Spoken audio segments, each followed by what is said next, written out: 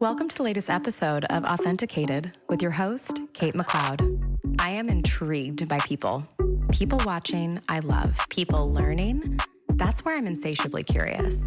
I'm interested in the why and how of the creative mind's pattern of thinking, the subtext to the creative thinker, or in its more conscious and malleable form, the creative conscious.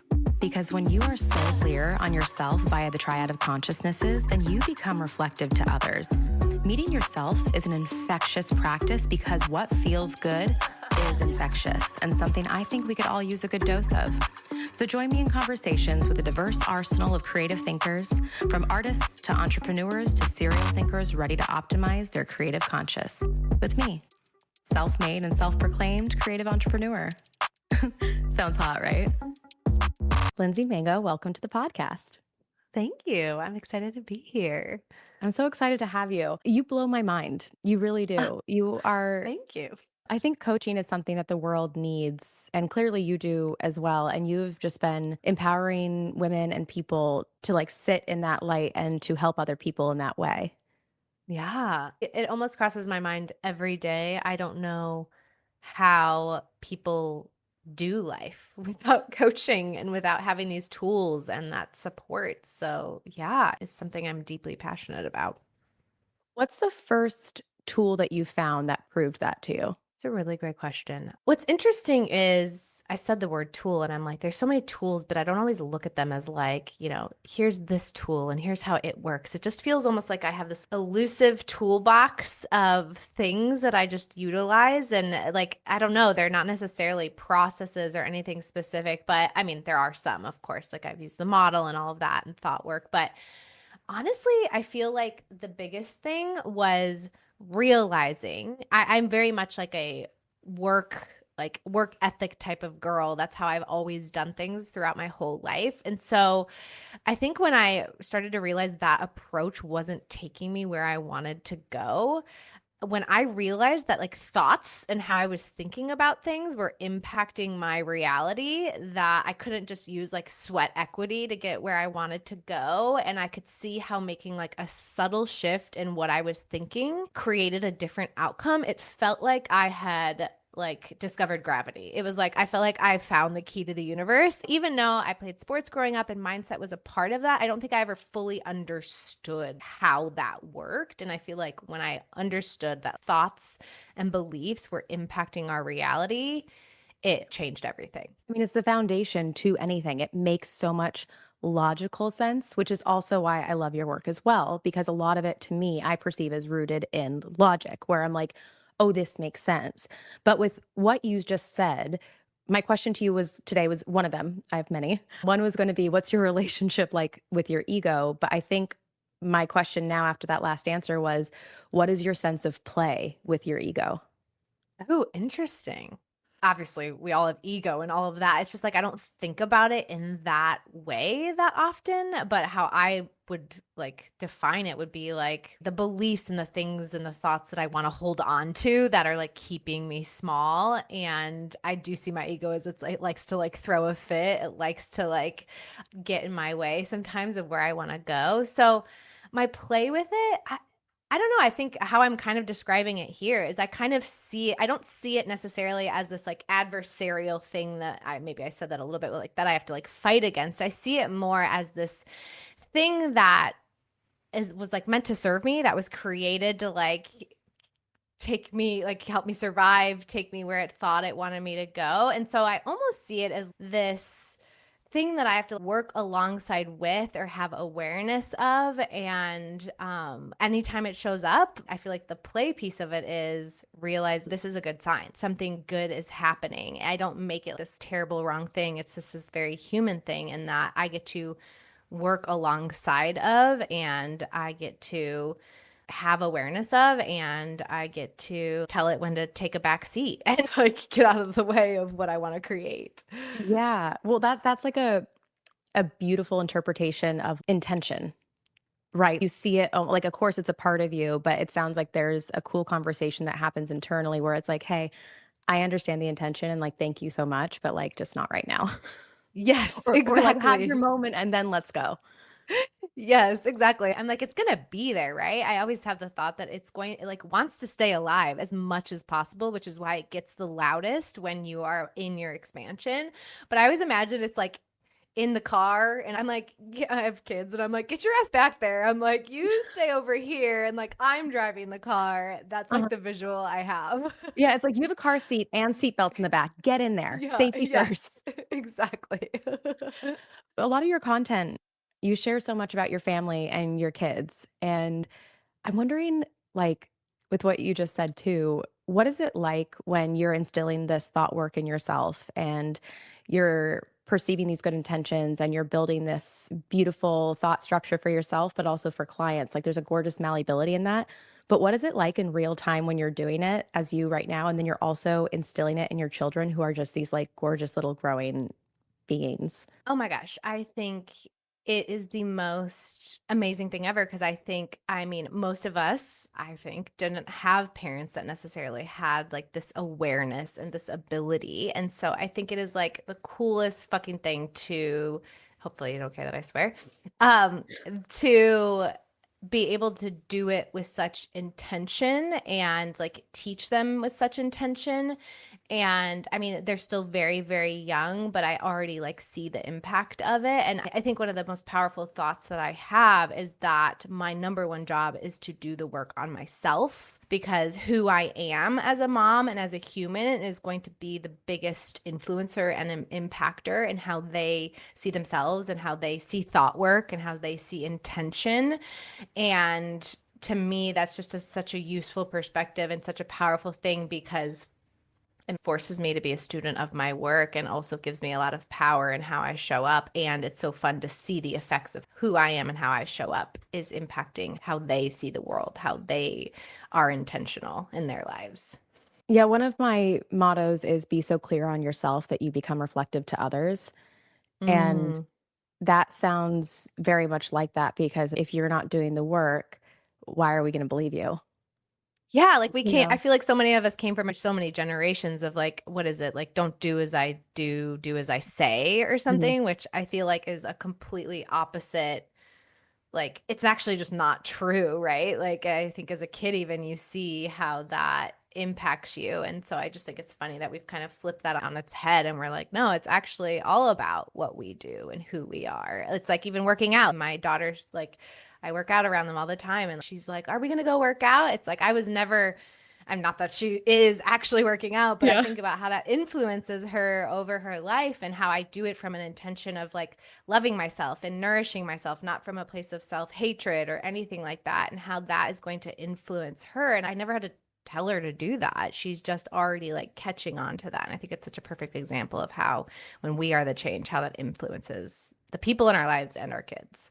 I interpret that as like hearing her say, like, it's not about going to work out with mom, it's about going to hang out with mom while we do the thing. Mm-hmm. And so Yes, it can that's true. make those tasks less daunting. And Yes. I think we are the generation that has tapped into more of the subconscious and realizing how loud it can be and how strong it can be. And I don't think that the previous generations really had as much of an attunement to that.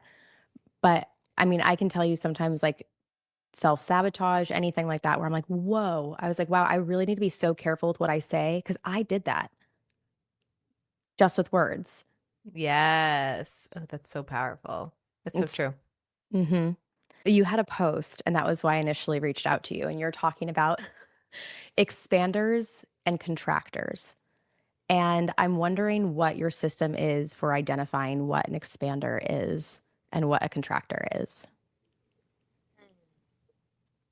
So good. Okay, so how I think about it is I think expanders are really, I mean, I don't remember exactly how I like framed it up, but I think it's like people, places, and things that put you into flow, that make you see possibilities where other things didn't exist. It's like in your nervous system, in your body, it feels like the feeling I have in my chest is it feels expansive, it feels limitless. And I think just being aware and attuned to your body and how you feel when you're around people like that and things like that matter. And when it comes to contractors, I think it's completely the opposite. It's like you feel small, you feel feel limited. You feel like the opposite of freedom, which I think is limited. You feel like you can't create the things that you want. It's people, places, and things that do that. I think one of the biggest things with my own work too has been being very aware of how people, places, and things feel in my body, and trusting that knowingness, and trusting and like honoring that in every moment.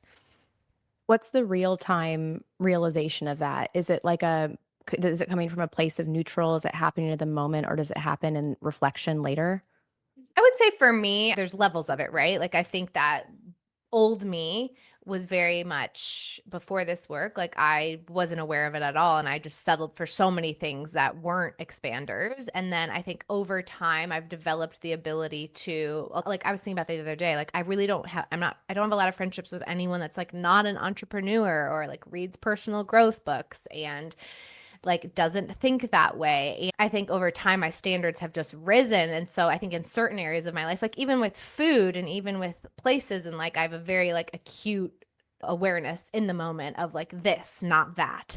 And then I think in the areas of my life where there's still growth, that I might be settling for something that isn't, or being around people or an environment that isn't an expander for me, it often happens in retrospect. And sometimes it happens with me like kicking and screaming. Like I will notice it's there, I will ignore it, I will let it fester, and then I will like get to a point where I'm like, oh, okay, I can't take this anymore. And then I'm finally making new decisions that are in alignment. So I think it's kind of both. And I think kind of most of the time, the process to me, no matter where you are in your journey, usually does happen in, like, I always think of it like, first it's retrospect. First you're like looking backwards and you're going, huh, that didn't feel right. That's not what I wanted.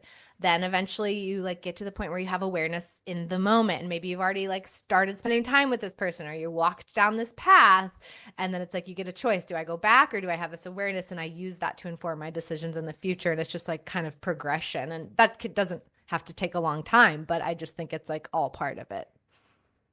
You just changed my mind about something, and I'm kind of loving it. Um, oh, there goes my pen.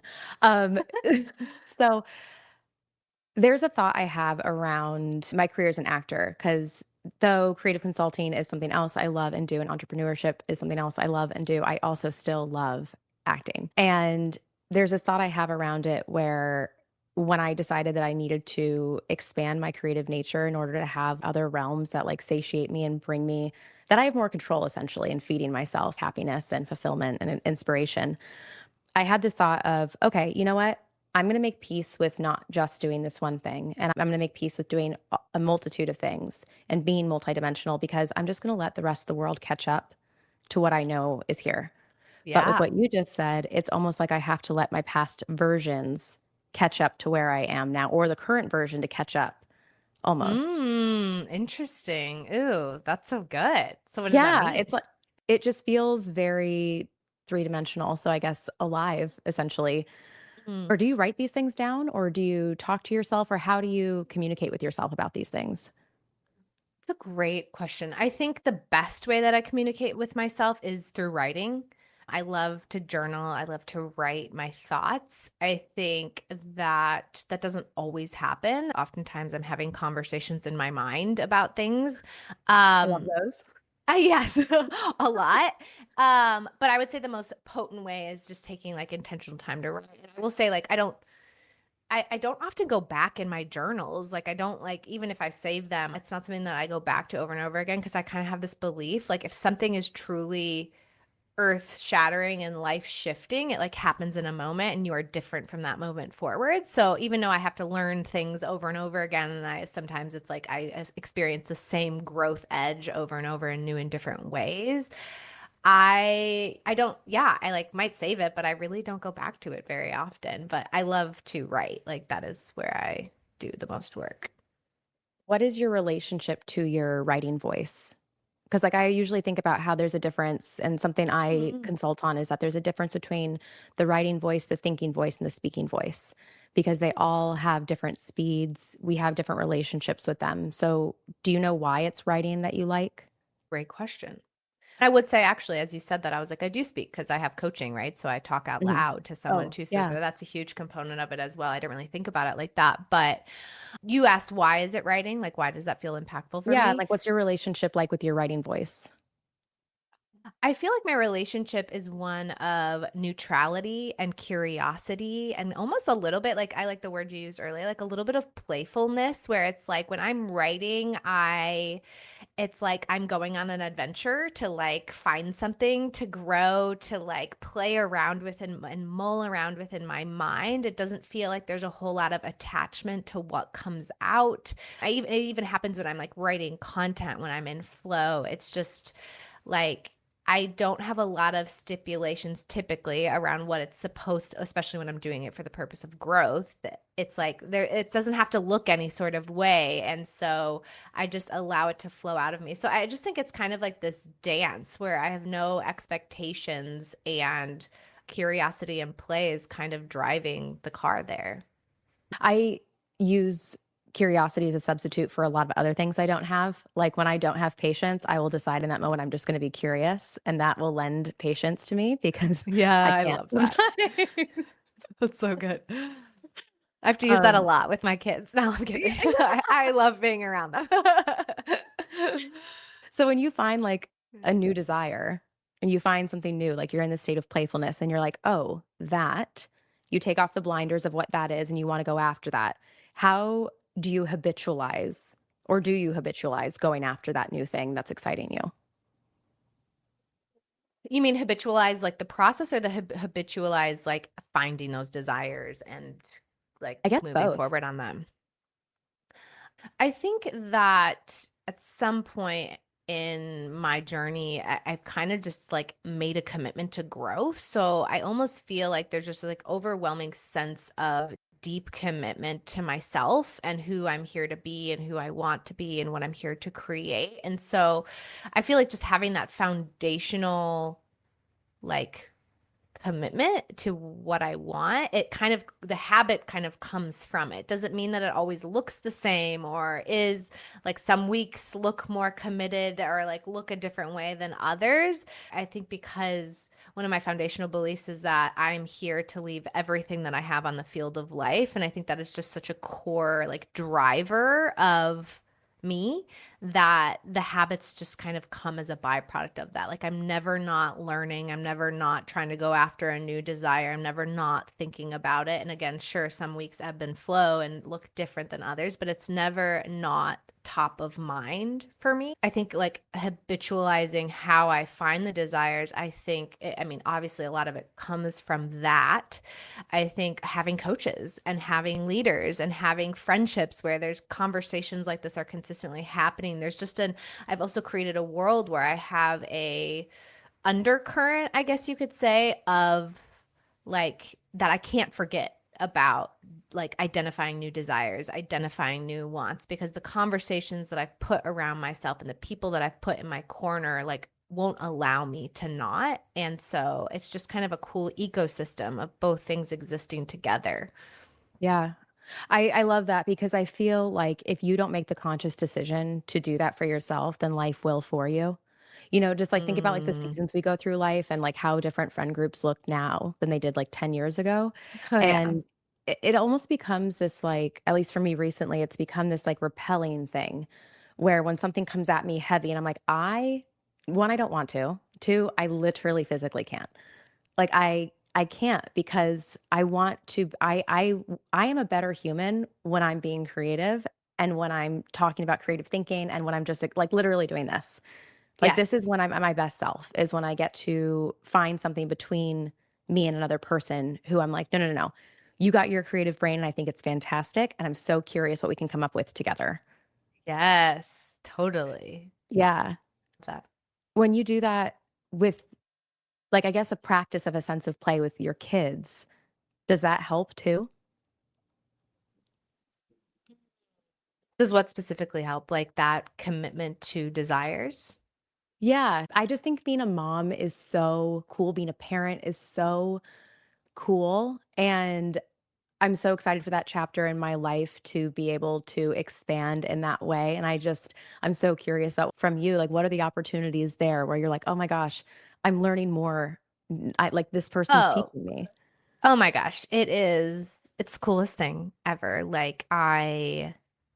It's so interesting. I was never one of those people that like, I was never like a kid lover as like growing up. I'm never the person who's walked in a room like, I have to hold your babies. Like, that's not who I am. I've always been like driven outside of that. But I feel like motherhood has like rocked my world in my heart in a way that like I couldn't even see coming. Like you just can't predict it. And I think that I always say it's like it puts your growth into fast forward mode Mm. because it's like you and your desires and I think for some people like I've always said this that I think motherhood can either be a huge expander if you're willing because I think when you have kids I always say even when you're like pregnant or whatever your path is like the veil is thin. I think if you're paying attention, the veil to like your desires and like all of these things is thin. But I also think motherhood can be something that contracts people and you can get lost in it and you can miss the growth and you can miss the desires and you can miss the play and all of that. But I think if you're a person who is always on that journey, it just like puts it in fast forward where you're now not only like managing your own desires but you're managing the desires that you have as a mom and you're managing the desires of your kids and the play of that and you're also managing the a whole new story that you don't realize might be there of beliefs and things that people have projected onto what motherhood needs to look like and the limitations and all of that. So I think I don't know if I'm answering your question, but I think that it's just always bringing up new and different things for me as a human in my own like I was a kid once, right? And like what maybe I didn't get that they do get or what I want to give to them that I never got or how to continue to foster their play and their creativity and be really intentional about that. So, I don't know, I just like I've said it's like I feel like it either shrinks you down if you're not aware of it or it just reveals who you really are and gives you the opportunity and grow in ways that you never really saw coming. I listened to one of your podcast episodes this week and you said that logic, like any path will work. And the thought I had after that was, does logic always lead to success? I think it depends on how you define it. I think that for some people who want a logical life, who want logical things, then yeah. I think for a lot of us that don't, I don't think logic will take us to where we want to go. And I think whenever I say that, what I mean is that, like, I love the idea that all paths work, which means that we have the ability to choose the path that we want to go. And so if logic feels expansive to someone, if that feels good, if that feels like the path they want to go, then maybe, right? But for the rest of us, Yeah. probably not. Well, because I think logic is so relative, right? Like, I make a business decision and it didn't turn out the way I wanted to. Well, it's not that I was wrong about that. I may have been confused, but I wasn't wrong in the moment, or Mhm. I may have been wrong, but I wasn't confused. Like when things make sense to me, that is a force that can just propel me forward. And so I love the idea that you're going to get there. I just Yes. believe that fundamentally. And if you just decide that, I think the relative logic kind of surfaces between you and there. Yeah, I definitely don't think that there's not a place for logic. I just think that logic is so much more fun when it is in retrospect or when you make an aligned decision and then you go, oh, that was also so logical. That makes so much sense. But oftentimes, the logic isn't there until it's hindsight. I would say Mhm. some of my best business decisions have felt like they don't really make logical sense on the front face of it. But then when I allow my desires and alignment to guide my decision making and I allow that to unfold, looking backwards, I'm always like, that made so much sense. It feels like that's where logic exists for me, at least. Yeah. Well, almost like intuition is faster than logic. Yes. Yeah. That's The a good way to logic will put it. catch up to it. In the theme of the question, like the chicken or the egg, was it the confidence in your intuition first or the confidence after you followed your intuition, saw the results, and you're like, oh, that. Like, was the decision ever, because I love that your intuition leads you. That's so creative and art and like inherently artistic and creative. Like, it, does that make sense? Yeah, like Yeah. at the beginning is kind of what I'm thinking, like where Mhm. when I started all of this. If I had to choose, I think it was intuition that guided me first and then following it that then created confidence, and it becomes kind of like a ripple effect and momentum because when I look back at my journey, I think deep down, I always had this sense. I always had this intuitive knowing that I was meant for bigger things, that I was just Mhm. scratching the surface of my potential. And I think that the risk became actually trusting that and actually believing that that was true. And of course, by at some point when I got to a place where I finally like allowed, like took that risk and trusted that, the confidence was built, but I don't think I could have started without having an inherent sense of like, maybe this is right. Maybe this is true. Maybe I do have to trust this feeling or this voice that won't shut up. Right. And then it kind of followed. Would you say that voice is like the divine calling, or what do you think that is? Hmm. I don't know. I think of it just like as an inner knowing. And to me, how I think as each of us were like, we were put like the universe, whatever, God, however you want to believe it, like it's just like we are put on this earth with a specific purpose and destiny. It's like built into the fabric of who we are, and that our inner voice is kind of born from that. And yeah, so I guess I've never really thought that much about it, but that's how I would describe it. Yeah, I think for myself, I think about it a lot because I always had this confidence, like even as a kid. I was like, oh, I'm going to do this. And every single idea I would say out of my mouth, like, oh, it was happening. And it would. Like, I have a whole arsenal of ridiculous schemes that I came up with to get get what I wanted. But I was like, So no, cool. this is going to work. It felt like to me at the time that I was the only one who had it. But I think everybody Mm, has it to some degree. It's just up to them whether or not they allow themselves to lean into it.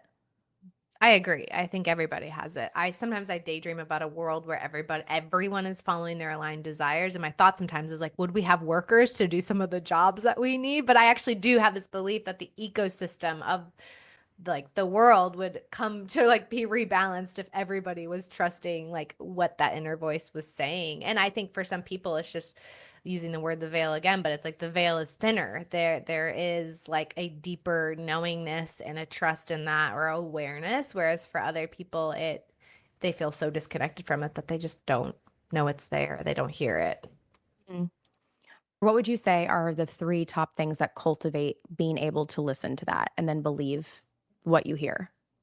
I work with people who oftentimes feel a disconnect. It's like they know they want something bigger, but they feel like they don't know even what their desires are or what their intuition is often saying. And the example, the first thing I always use as an example or really like an analogy of imagine if a kid came to a parent or came to a trusted adult over and over and over again with a desire or with something that they really deeply wanted that was meaningful to them. And every time they came, they were shut down.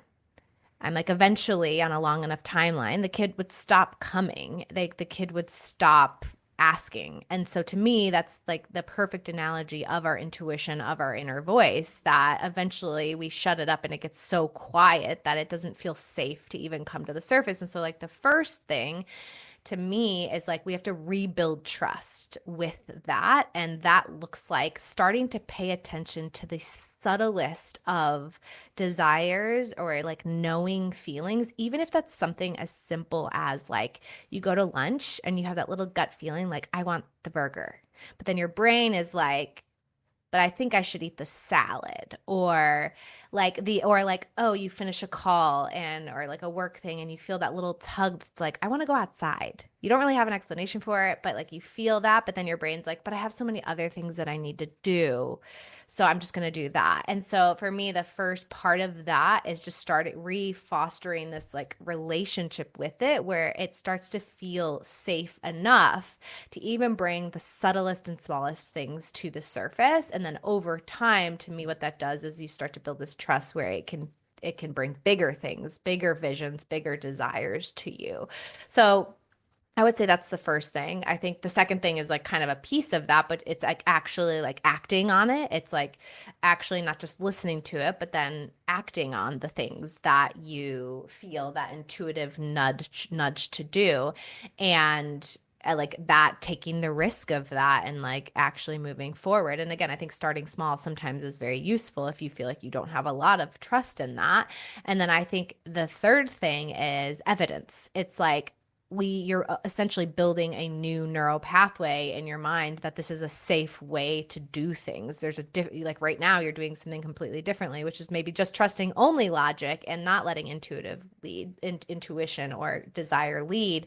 And so it's like actually looking at what the ripple effect of that, following that intuition or that desire or that idea is, so that you can start to track it. Because oftentimes, even for my brain, and I do this work consistently, my brain still doesn't always want to make the connection between, oh, I chose to go on that walk instead of sit in my office and do work when I thought I should do that, and I had this brilliant idea, and then that idea led to this thing that I did, and then I did this thing, and then all of a sudden a client popped out of nowhere and asked to work with me. It's like, because sometimes trusting intuition isn't an equation. Like it is, but it doesn't feel very like, I always joke with my clients. I'm like, we would love that it was just like pick up the phone and dial 20 people and then you get the result. Our brain loves that predictability and control. But when we're trusting intuition, it doesn't feel quite so linear. And so tracking that and creating evidence of that and showing yourself like, I did this thing. And even if it feels like it was like out of left field, still making that connection will help you start to build trust that living and existing this way is what works, is what helps you move forward, what you want to create in the world. Yeah.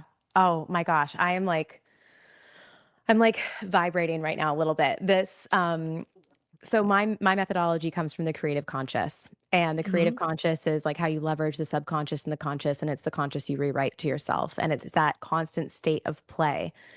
And this morning I did not want to go to the gym, but I went anyway because I was like, I also didn't want to get pinged whatever the cancellation fee was, but I was like, I'm going. And as soon as I leave, I was like, okay, well, I do feel good about that. Two people came up and were like, we listened to your podcast. Can, we do this? Can we like meet up and talk a little So bit? And I'm cool. like, yes, absolutely. And like only because that happened did that Mm, present itself. it's so I think good. I I love don't know that. why it makes me a little bit sad, but also great for the opportunity for people to learn it. But I feel like it's a hard thing for us to believe ourselves. And Yeah. I'm not sure why, because the opinion that we've spent the most time with is our own. And, Mm, yes and no are the words in the English language that we have the longest relationship with ever. And developing our opinions like came from that. Do you have any thoughts on why you think that might be?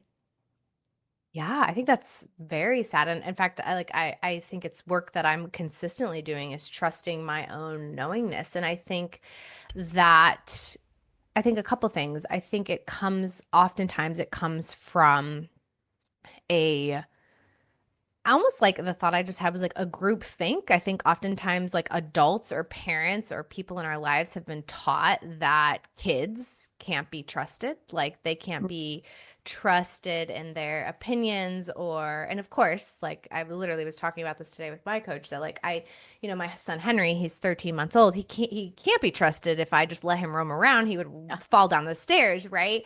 So there's a layer of that. But I think over time, as kids develop, a lot of times the parents in our lives or the people in our lives have been taught that they need to be controlled. They can't be trusted, and we have to control how they make decisions and do things. And so I think that inherent lack of trust, which is probably just a reflection of their own lack of trust in themselves, right? That they have to Mm. control themselves and they have to control the kids or the people around them. It creates a lack of trust within the kids. And then we just grow up in a world not believing that what we want is safe and is okay. And then I think like expanding that outward into the world, where if something's being controlled or if something you desire is be like made to be wrong, that just grows this inherent lack of trust within ourselves. And for me, it's been like a lifelong work of like rebuilding that and Yeah. believing that. Almost like retroactively reprogramming the logic, right? Oh, for sure. Yeah, absolutely. Yeah. Which is, I think my relationship with my definition of logic is changing quite rapidly at the moment with you, which is really, really fun. Good. I like it. I wanted to talk to you about energy Mm. and the momentum of energy and how you sustain your momentum of energy doing so many things and being different things to a lot of different people. It's a practice, literally. I'm sometimes failing at it. Like, I think the biggest thing, like, literally, this week is a great example. Our nanny, she's getting married this week. Eva was sick last week and she didn't want to, rightfully so, didn't want to get sick. She was here like a half day and I was like, oh, please don't get sick for your wedding. But then she ended up getting sick. Oh. And so now she's sick this week. So now we're on like week 2 of no childcare. And then she won't be here next week either. And so this week has been a breeding ground for not having my energy be the priority and like has tested me and given me so many opportunities because I wear so many different hats all day for so many different people. And so I think honestly, the biggest thing for me isn't that I'm definitely not doing it right all the time and I'm learning and growing, but the thing I have to come back to and remember is that it's energy over everything. Because when I forget that, I start to get drained. I stop protecting that energy. I stop making decisions that align with that and I become depleted. And then when I'm depleted, I have so much less to create. I have so much less to give. I have so much less to give my kids, to give myself, to give my marriage. And so I just think it's like constantly coming back to that truth when I forget and then making sure I'm making decisions that align with that, which this is a great example. After like a week and a half of no childcare and switching off things with my husband throughout the day while we're both working in our businesses, we were like, we had an idea. We were like, what if we had the kids go to your like stepmother-in-law's house and she took them for a couple of days and now we woke up this morning and we feel so energized. No, none of the kids are here, right? So it's like, but had we not had the realization that energetically how we were feeling and how we were showing up was critical and it needs to be one of the like the priority to be taken care of, then we probably wouldn't have made that decision and would have just kind of, and I don't want to say being with my kids is like suffering through it, but when you're depleted and just like being like, I have to do this, it does become, you start to suffer through it, which is why energy is so important, because without that, then you are just suffering through life and all the things that you're doing. And that just sounds like like you have to pivot in the moment. New information. Constantly. That is the thing that I think was unexpected for me with parenting is there like you are pivoting every single moment of every single day and figuring out stuff like when before there was a lot that was in your control about how your day goes all of the time, right? So Mhm. it's been an amazing opportunity to rebuild that belief. And I think with being a mom, I think sometimes there's a whole I kind of thought because of this work that I wouldn't have any of those like limited thinkings, but it's interesting how it like sneaks in, right? Like the beliefs around motherhood and all of that. And so that's been also like just a new level of like remembering my energy is the most important thing that I have to offer every single person and it needs to come first. I mean, how else are you going to share yourself? And if that's the mission, to leave it all on the playing field for everybody else to benefit from, like you need to. Mhm. Exactly. What does authenticity mean to you? I think I mean, the thought I had was being the person that you are when like nobody is watching. I think it's telling the truth, like saying the things that you think that people won't want to hear or won't agree with and still doing it anyway. I think it's allowing yourself to be seen for who you really are and your desires. I think that's like such a key component of it is like honoring that and not making yourself wrong for that is I think how you live the most authentically. I think the only way to not live authentically is not to follow like intuition, not to believe who you are, not to believe yourself, not to believe how you can impact the world because we're all here on a mission. Mhm. I Everyone love has that. one. And like, you know, I always want to see my positive impact places. And I always want to be positively impacted. And I think with friends, family, work, relationships, anything. I need to, especially as a creative, I need to benefit from this relationship too. I want you to benefit because like the Yes. ROI of time, of energy, like it has to be a flowing life cycle because if not, then it's not sustainable and it's not like an active thing that you can do more things with. Mhm. That's so good. I love that. Yeah. Thank you so, so much for your time today. I can't believe the Yeah. time flew. It felt so natural. I know. You said that. I was like, wait, what? Oh my gosh. Right? Yeah. You're welcome. I'm so grateful. Thank you. Tell me and tell listeners, where can you be found? What's exciting for you right now? What do you want people to follow along for?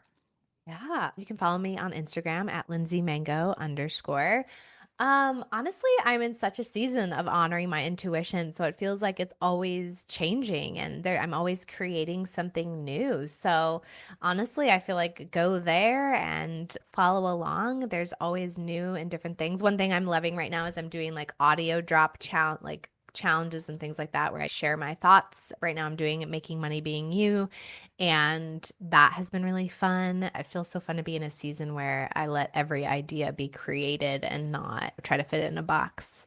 I love that you're doing audio too. When you love like play is in writing, but play is also in audio. Yeah, yeah, it's been Yeah. really fun.